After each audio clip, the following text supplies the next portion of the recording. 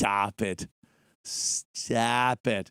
Here's Keith Olbermann commenting on the Trump rally that took place on CNN property. It was the Hindenburg disaster of TV news.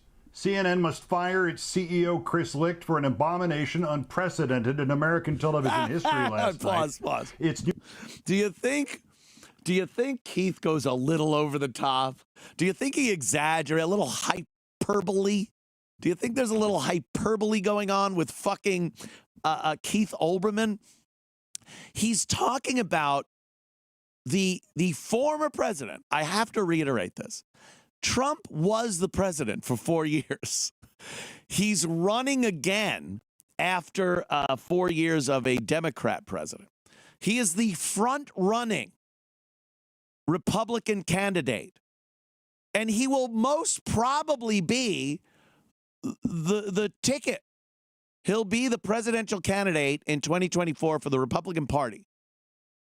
And CNN having him on is the Hindenburg of broadcasting.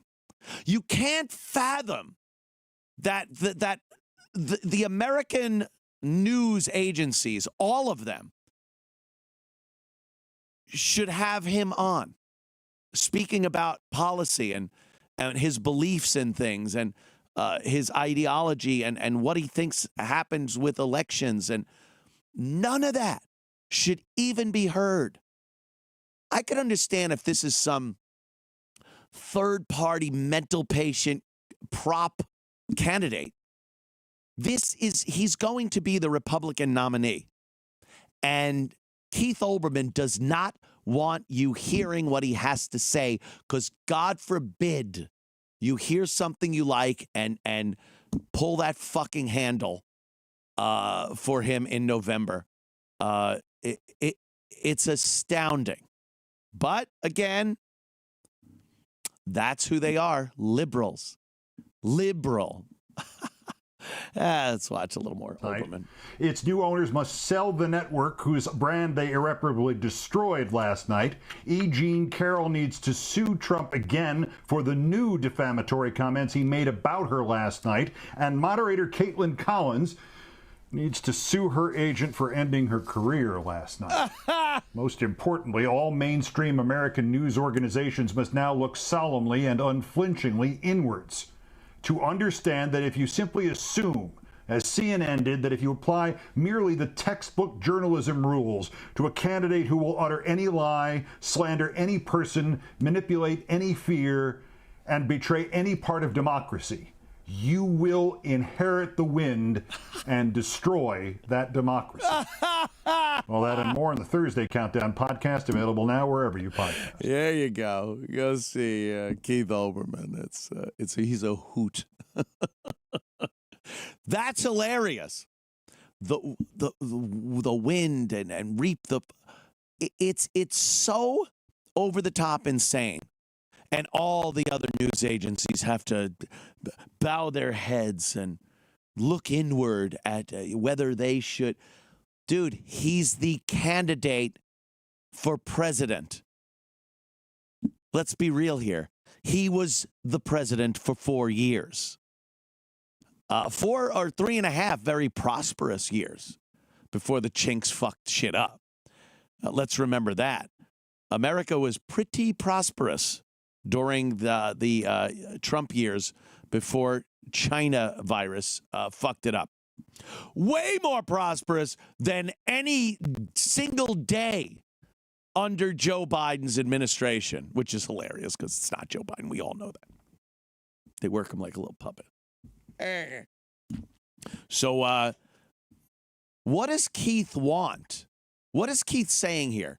Is he saying that no news agency should allow Donald Trump on their airwaves to speak about running for president and being on the ticket if he does get the nomination, which I think everybody looking right now believes he's going to get the nomination. So is Keith Olbermann saying that no news agency worth their salt should have Donald Trump on? Isn't that insane? Isn't that mental? I mean, that's what he wants. I mean, we just saw it. Terrible. Any news agency that has him on is destroying democracy. They talk about, destroying democracy, and that's why, and they don't want Trump to be heard because of the lies in this, but I've said it before. They just don't want that few people, those few undecided voters, to listen to him and go, huh? Because is it that far out of the realm of possibility? It worked.